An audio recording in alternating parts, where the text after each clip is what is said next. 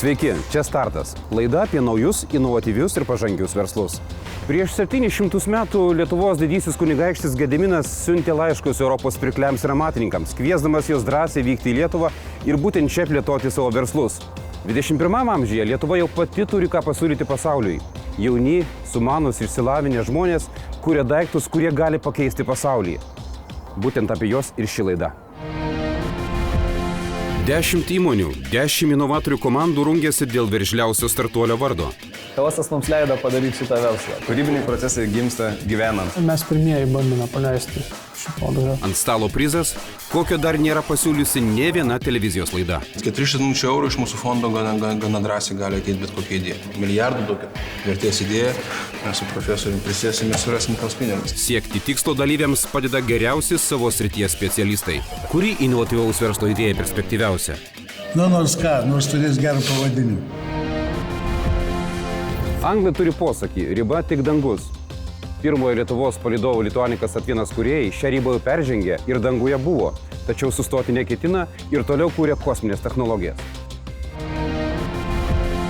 Aha, tai štai kaip atrodo lietuviškas kosmodromas. Sveiki vyrai. Tai apie jūs rašys knygas ateityje, kaip Lietuva užkariavo kosmosą. Tikimės, kad tik tai gerai rašys. Ar teko girdėti istoriją apie pirmąjį Lietuvos palydovą, kuris iš kosmoso ištransliavo prezidentės Dalios Grybauskaitės linkėjimus lietuviams visame pasaulyje? Čia yra maketas, taip, Lituanikas Atvinas maketas. Šį palydovą sukūrę vyrukai šiuo metu gamina antrąją jo versiją. Naujas žingsnis yra tame, kad mes atliksim jau mokslo misiją, skirtingai ne nuo pirmo palydovo, kuris buvo bandomasis, tiesiog technologiją išbandyti. Čia matot skirtumus pagal dydį. Čia yra antro palydovo korpuso maketas ir kuriame įmontuotas yra mažasis mikroraketinis variklis. Šis variklis vienas iš išskirtinių palydovo konstruktorių kūrinių. Jį, kaip ir dar kelis komponentus, inžinieriai nori ne tik sėkmingai paleisti į kosmosą, bet ir pasiūlyti pirkti kitiems mažųjų palydovų gamintojams visame pasaulyje. Mes, kai pradėjome tai daryti, tai be abejo neturėjom kažkokių tokių idėjų, kad tai turėtų būti verslas, kad tai turėtų būti pinigai. Tai tiesiog buvo be galo įdomu. Taip aplinkybė susiklostė. MITA, Mokslo inovacijų ir technologijų agentūra, paskelbė kvietimą komercializuoti moksliniams pasiekimams. Ir pagalvom, kodėlgi ne. Turime taip pat jau vieną beveik sukomponuotą detalę. Tai yra skrydžio kompiuteris, padėties nustatymo ir orientavimo sistema ir ryšio sistema palydovo. Tai aš galiu tiesiog pademonstruoti. Čia jūsų kūrinys? Jo, čia mūsų orientavimas ir pagamintas jis yra Lietuvoje. Štai šią detalę Nano Avionika pasivadinusi bendrovė nori sudrebinti mažųjų palydovų rinką. Mes iš savo patirties galim sakyti, nes pavyzdžiui, mūsų atveju, kai mes surinkinėjome pirmą palydovą, tai buvo iš tikrųjų ypatingai sunku tilpti į tą dėžutę, kadangi atrodo, kai projektuoja kompiuteriai, viskas dar normaliai, bet kai ten atsiranda krūva laidų, o vietos nėra, reikia įtalpinti visą elektroniką su laidais į tą mažą dėžutę. Detalių gamintojai žada taupyti ne tik laiką, bet ir vietą palydove. Kartu mažės ir jo svoris. Į kosmosą paleisti masės vienetą kainuoja milžiniškus pinigus. Praktiškai, jeigu tai yra mažas palydovas, tai prilygsta kilogramui aukso kainos. Maždaug. Tai vėlgi, ant kiek mes masės galim sutaupyti ir vietos, tuo geriau. Reiškia, lieka papildomai vietos naudingam kroviniui, ar tai būtų mokslinis instrumentas, ar kažkoks žemės stebėjimo instrumentas. Imtis mažųjų palydovų komponentų gamybos skatina nuolat auganti rinka. Šiemet bus paleista apie 150 mažųjų palydovų, o tai 75% daugiau nei pernai. Keli dideli rinkos žaidėjai yra pranešę apie planus į kosmosą paleisti 1000 palydovų spiečius. Vis atsiranda naujų įmonių, kurios būtent nori tiekti sprendimus, kažkokias paslaugas paremtas mažųjų palydovų technologijomis. O mes būtent tiekiam tą technologiją. Per porą metų nuo dabar mes tikimės turėti kaip ir atstovybę Amerikoje, Silicio slėnyje, planuojame turėti gamybinę bazę Lietuvoje. Tie, kas kada nors slaugė sunkius ligonius, puikiai žino, kiek pastangų reikalauja tinkama tokių ligonių priežiūra. Kita mūsų laidos įmonė pasirengusi pasitelkti technologijas ir palengvinti šių žmonių gyvenimą. Na, va, ir štai čia mūsų ta antroji patobulinta lova. Matot, dar jinai neturi savo kojų, bet kojos jau yra daromos. Kadaise šiuose patalpose Kaune Studentų gatvėje buvo įsikūręs pramogų centras. Dabar čia dirba kelios konstruktorių komandos. Viena iš jų bendrovė Alovita, konstruojanti lovą, kuri turėtų apsaugoti sunkius ligonius nuo pragulų. Žmogus guli ir kai nuleistos kojūgalis ir nuleistas galvūgalis, tai sistema leidžia pati žmogų paversti ant šono. Dabar motoras veikia šiek tiek garsiai, nes gavom ne truputėlį brokuotą motorą, bet kai viskas nuleista, tai mes iš esmės galim... Kai burzgia, tai reiškia veikia, gerai, čia ne. Viskas veikia, žodžiu. Tai idėja iš tikrųjų kilo iš mano brolio. Tai turiu neįgalų brolį, kurį reikia naktį paversti ant šono, kuris pats negali lovoje vartytis. Ir tą daro mano tėvai, ir man pačiam tenka tą daryti, ir sesė daro. Tai tiesiog kilo kartu su broliu, brolis turbūt buvo iniciatorius. Lovos konstruktoriai pasakoja, kad mintis apie verslą kilo ne iš karto. Pirmiausia, pasidomėjom, ar nėra ko nusipirkti tiesiog, nes tai lengviausias sprendimas, radau, nupirkau ir pastačiau, ar ne. Bet kai pamatėm, kad nusipirkti nėra taip lengva arba tai kainuoja labai labai daug, tai supratom, kad galbūt mes galim padaryti tą pigiau, įperkamiau ir tiesiog paprasčiau patį principą. Mes tiesiog vakarais ten turėjom tokį kaip ir garažėlį arba kaip mažą plotelį, kur mes ten tiesiog su draugais tikrindavom įvairias koncepcijas, kaip būtų galima tą dalyką padaryti. Ir ten labai daug jų nepavykdavo, lūždavo, kažkas neišeidavo, bet tiesiog išsiaiškinom tai, kas veikia ir tiesiog po to jau, kai matėm, kad tai veikia, tik tada pradėjo tai daugiau vystytis kaip į kažkokį tai produktą, kažkokį tai verslą. Įmonės kūrėjai dabar juokiasi prisimindami pirmosius modelius. Dirbtuvėse įsirengė gėdos lentą, kurioje rodo nevykusius sprendimus. Grandinėm daryta buvo, visokių motorų prisprogdinta buvo, prilaužyta. Čia mano darbai tokie patrauklus labai. Po kurio laiko prie Alovitos komandos prisijungė trečiasis narys – inžinerinius mokslus kremtantis Šarūnas. Papasakojo kolega, kad čia yra toks labai slaptas Vaido projektas. Ir sako, Šarūnai, tai žinai, jiem labai trūksta mechanikų, jie ten labai vargsta. Tai aišku, viską darėm per naują, visą konstrukciją iš naujo, nes jau stengiuosi taikyti įgytas žinias. Gėdos lentoje jau atsidūrė ir keli Šarūno sugalvoti sprendimai. Tačiau nesėkmės vaikinų nestabdo, priešingai verčia judėti tolyn. Ir padarėm lovą spausdinti, aš kitus prezentavau detalį. Ir jinai dar dabar veikia, puikiausiai. Tiesiog tos buvo sprendimas. Vėl nepatogumas, veikti viskas veikia. Taip su motin pasakė, aš atsisėdu, sakau, aš nepasiekiu šiandien. Jo, su kojom. Reikėjo viską perdaryti totaliai kapitaliai. Alovitos komanda taikosi į pasaulinę rinką. Sako, kad nuo pragulų kenčiančių žmonių milijonai. Jiems skirtas lovas gamina vos kelios įmonės, o jų siūlomi produktai gremėzdiški ir labai brangus. Jinai yra daug lengvesnė, jinai yra kelis kartus pigesnė, ją lengva transportuoti ir mes visų pirma taikom į namų rinką. Tai reiškia, jinai yra gražaus dizaino, pritaikyta namuose naudoti lovą. Tai nėra didelė ligoninės lova. Pirmasis lovos prototipas jau bandomas. Ja vaikinai padovanojo neįgalų sūnų prižiūrinčiai šeimai. Mums buvo daug klausimų, daug abejonių, ar nuvešim lovą, ar iš tikrųjų tai bus vertinga, naudinga. Tai buvo tos iš tikrųjų esminis lūžis. Tada galbūt ir supranti, ar galima kažką iš to padaryti.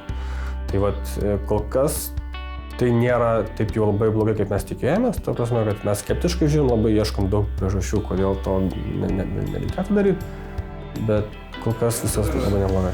Antrasis lovos prototipas jau baigiamas konstruoti ir turėtų keliauti išbandymui. Jaunieji verslininkai tikisi, kad tai bus ir pirmasis gaminys, kurį pavyks parduoti.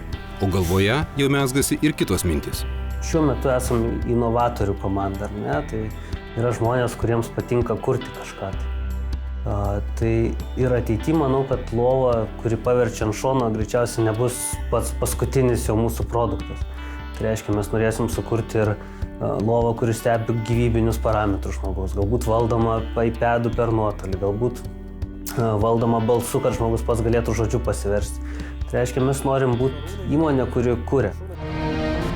Netrukus laidoje. Na, tiesiog pagaminau tą sensorių, galvoju, gavosi kažkoks chaosas. Galvoju, reikia vis tiek tą chaosą išbandyti. Tu nuotoliniu būdu galėsi tiesiog patikrinti, ar tos dujos užrakintos ar ne. Dar porą bandymų ir skrysite jau profesionaliai.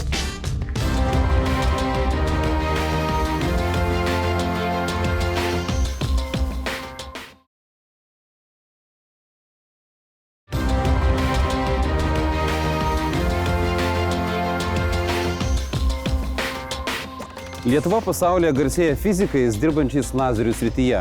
Į elitą taikosi dar viena įmonė, gaminanti ypatingus jutiklius. Prašom, prašom. Sveiki gyvi. Sveiki. Nu, atradau jūs. Sveiki. Pavasaris už lango. Kaip jūs jaučiatės? Gerai jaučiamės. Labai įdomu, su kokia idėja atėjote į mūsų laidą? Taip, mūsų idėja yra sensorius skirtas cheminiai analizai. Tai yra visiškai mokslinis, sakykime, išradimas ir skirtas mokslininkams. Kadangi išradimas itin moksliškas, norėdami jį paaiškinti suprantamai, iš laboratorijos trumpam persikelkime į virtuvę. Čia yra puodelis kavos, paprastai kavą aš geriu su cukrum, bet įsivaizduokim situaciją, kad kažkas į cukrų įbėrė nuodų. Ką daryti? Anksčiau didikai dvaruose turėdavo maisto ragautojus. Mes ragautojų tokių neturim, todėl privalom pasitelkti mokslą. Dar prieš 100 metų buvo padarytas atradimas, kad skirtingos medžiagos skirtingai išskaido šviesą. Tik bėda tame, kad tos atspindžius labai sunku užfiksuoti. Tam reikalingi ypatingi jutikliai, tačiau iki šiol jie buvo pernelyg brangus, kad plačiai paplistų. Įmonės ATOID įkūrėjas sako, kad kainą jam pavyko sumažinti kelis kartus, o jautrumą padidinti iki 15 kartų. Jeigu ten, sakykime, kibire vandens plaukėja viena bakterija, yra tikimybė, kad mes ją aptiksime. Taip sakant, o kiti metodai to negalėtų padaryti. Galiu parodyti, kad čia yra tie stikliukai. Tos stikliukus tai mes galim praktiškai iš bet kurio tiekėjo užsisakyti, tiesiog kad supjaustytų tokio dydžio kvadratėliais. Pačiupinėsiu. Paprastas stiklas, tai. Taip. Ir tas stiklas, jisai dedamas į lazerinį įrenginį ir paleidžiamas procesas. Išradimą Evaldas padarė laisvai eksperimentuodamas, kai rengė baigimai magistro darbą. Aš nebuvau labai, sakykime, darbštus studentas ar kažkaip, aš tiesiog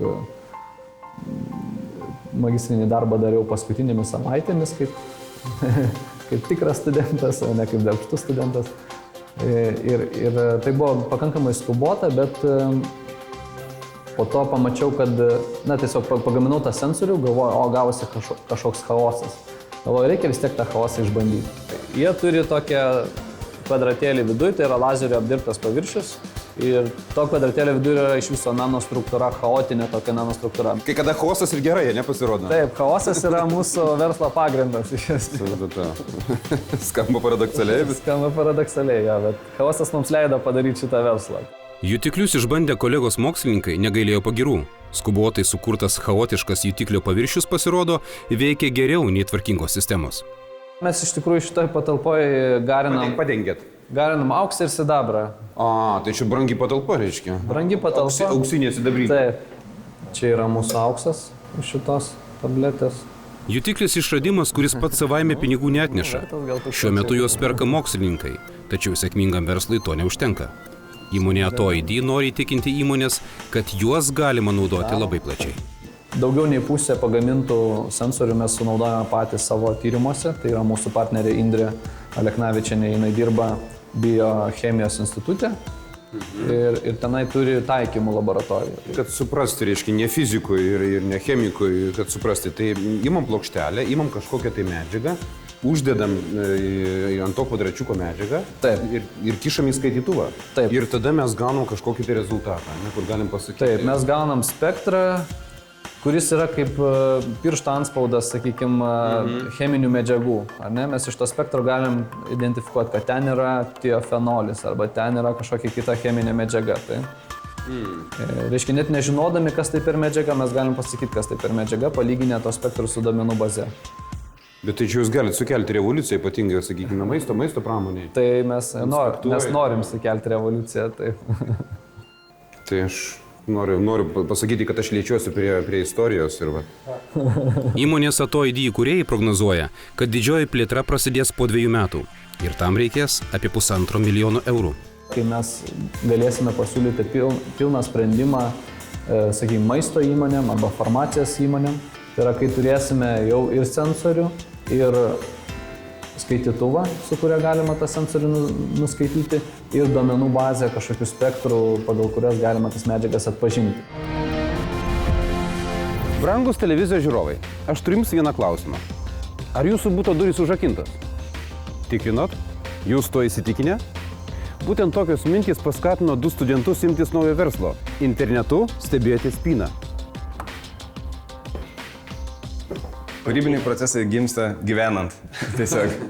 Ir jie čia yra įgyvendinami. Šitą laboratoriją mes naudojam matavimams, testavimams ir tyrimams, būtent tobulinant mūsų sistemą. Vilnius Gedimino technikos universiteto studentai neslėpia, kad jų verslo idėją pasufleravo užmarši galva. Pastoviai susidirdavau su problema, kad jau išeini į mokyklą, man mokykla būdavo už 10 minučių kelio, tai netoli, bet jau prie pat mokyklos kiemo ir tiesiog mintis į galvą, kad žinai, užrakinau duris. Ir aišku, tas saugumo jausmas suveikdavo taip, kad tekdavo grįžti atgal. Tomo problema dėl užmaršumo vaikystėje buvo tokia didelė, kad sprendimo paieškos iš galvos nedingo ir pradėjo studijuoti universitete. Atėjus metui nuspręsti, ką konstruos baigiamajam diplomo gynimo darbui, Tomas pasirinko internetu stebimą spyną. Darant bakalaurinį darbą, teko keletą kartų pristatyti šią idėją grupiai žmonių ir būtent iš grupės žmonių sulauktas susidomėjimas ir patarimai pastumėjo link to, jog ši problema, tiesiog įrodė, kad ši problema yra aktuali ir būtent pastumėjo kurti verslą. Dauguma žmonių yra labai skumantis ir pamiršta tiesiog, ar išėjo duris ir užrakino. Tai tiesiog paprasta tokia funkcija, kai tu nuotoliniu būdu galėsi tiesiog patikrinti, ar tos durys užrakintos ar ne.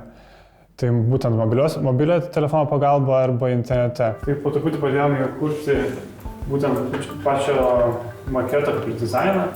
Tai pradžioje planuojame spausdinti viską su 3D spausdintuvu, tai turime susikūrę dėžutės maketus, taip pat pradėjome jau kurti ir turime susikūrę visas schematikas, kaip kas turėtų atrodyti.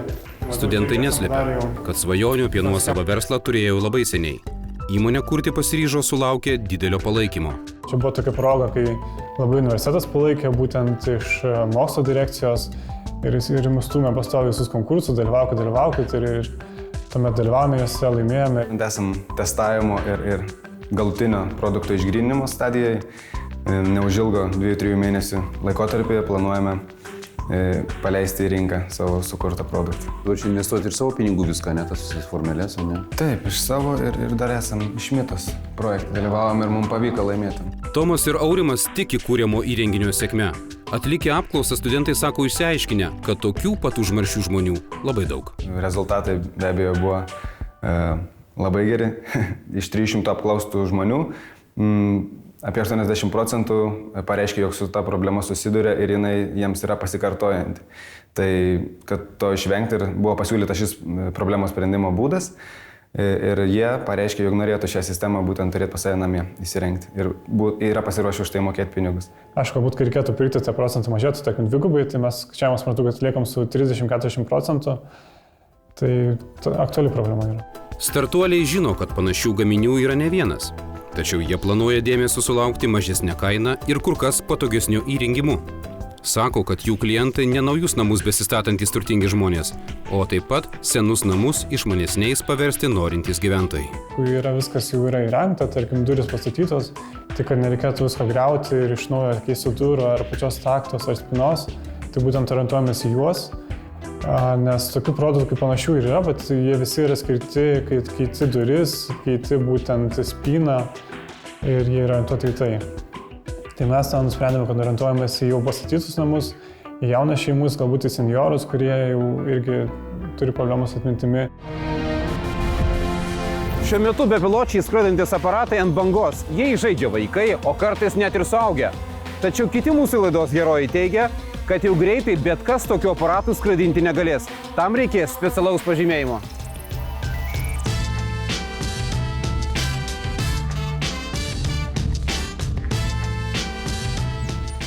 Sveiki. Ar čia pataikiau? Bepiločiai skraidimo aparatai. Mokymai čia? Sveiki. Po pasivaikščiojimo ilgais biurų pastato koridoriais ir įžengus į praktiškai niekuo neišsiskiriantį kabinetą, sunku patikėti, kad čia gali būti pilotų mokykla. Tačiau šeimininkai mus nuramina atverdami dar vienas duris. Sveiki, Tomai. Sveiki, gyvi. Tai jeigu aš teisingai suprantu, čia yra klasė, mokymų klasė, kur jūs ketintumėt arba mokytumėt žmonės, būsimus pilotus bepiločių aparatų. Nu, jūs teisingai suprantate. Šitas aparatas valdys ir lauke, ir klasėje. Taip. Čia tiesiog tokia gudrybė yra, kad čia galima naudoti kaip treniruoklį, o čia įsidedam kaip cigarečių pakelis siųstuvas. Kalbos kalbomis. Įdomiausia viską išbandyti pačiam. Ar tikrai tos pamokos būtinos? Čia spaudžiat ir žiūrit, kaip jis valdosi. Štai tokiais bepiločiais aparatais, kuriuos patys mokytojai vadina daugiasraigčiais, išmokti skristi nėra itin sudėtinga. O prie kompiuterinių žaidimų įpratęs vaikas tai padarytų net greičiau nei suaugęs. Neįpratus prie valdymo pulto, tenka šiek tiek pavargti. Dar porą bandymų ir skrisite jau profesionaliai. Kur kas sunkesnis darbas valdyti didesnį orlaivį, kad štai ir tokį, kurį sukonstravęs instruktorius Tomas. Jis gali skristi už matomumo zonos ribų ir valdyti jį reikia stebint skrydžio duomenis kompiuterio ekrane. Gali net pamanyti, kad patekai į NATO vadavietę ir skrendi naikinti taikinio kuriame nors iš karštųjų pasaulio taškų. Dabar rodot mums aparatą, kuris gali nuskristi labai toli, iki 100 km nuo esamo taško. Valdymo sudėtingumas irgi turbūt skiriasi. Čia jau, kaip sako, reikalinga absoliučiai visi navigacijos, meteorologijos, skrydžių planavimo, oro teisės, radio ryšio, net pats negaliu visko išvardinti, kaip sako, žinios. Šiuo metu valdyti tokius bepiločius aparatus gali praktiškai bet kas, net ir jokių įgūdžių neturintis žmogus. Nusiperki ir bandai. Rizikuoji nebent sudaužyti šį brangų žaisliuką. Mokyklos įkūrėjai sako, kad tokia laisvė labai jau greitai pasibaigs. Ateityje, norint pakelti tokį bepilotį aparatą už savo kiemo ribų, reikės pažymėjimo, lyg vairuotum automobilį. O tuomet būsimas pilotas turės kreiptis į juos. Bepiločių valdymo mokyklos kūrėjai įsitikinę, bepiločių panaudojimo galimybių vis daugės, todėl vis daugiau reikės profesionalių licencijas turinčių pilotų. Policininkai gali labai gerai ir efektyviai patruliuoti virš mūsų pagrindinių autostradų. Ir ne tik. Žmonių paieška, kurie dingia. Toliau žemėtvarkos daugybė, ten yra klausimų Žemės ūkio ministerija tikrai, arba aplinkosaugos ministerija tikrai atrastų užduočių, yra radiacijos matavimai. Bepiločių pilotų mokymai tik viena bendrovės mano sparnai suburtų entuziastų verslo dalis. Štai čia dirba žmonės, kurie bando bepiločius pritaikyti turizmo versle. Tai būtų kelionių paketas preliminariai kol kas Ispanijai, tai kur žmogus susirenka savo kelionę, ten, kai jis nori pamatyti iš kitų perspektyvų tais bepiločius. Tai mes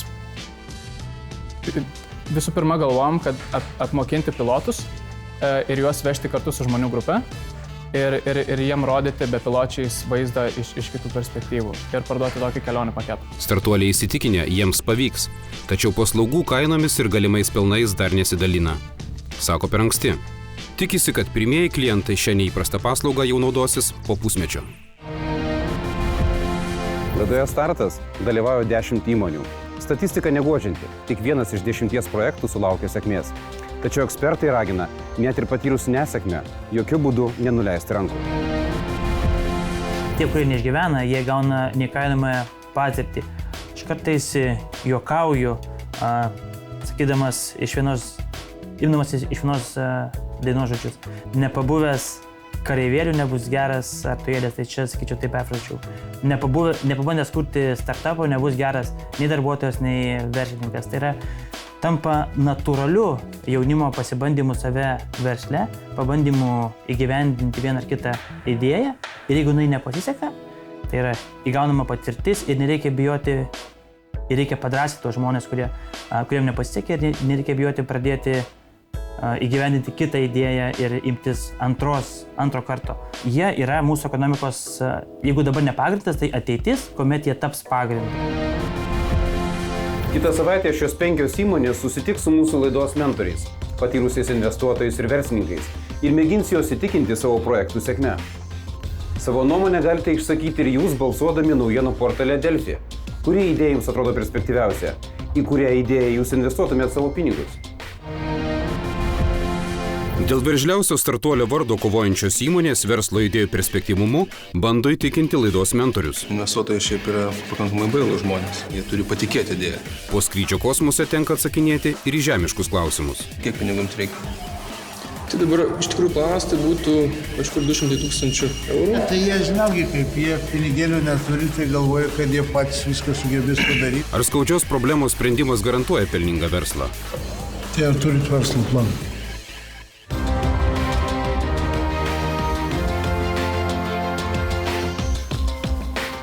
Laidą pristato Mita, laidos globėja Ūkio ministerija. Laida finansuojama Europos regioninės plėtros fondo lėšomis.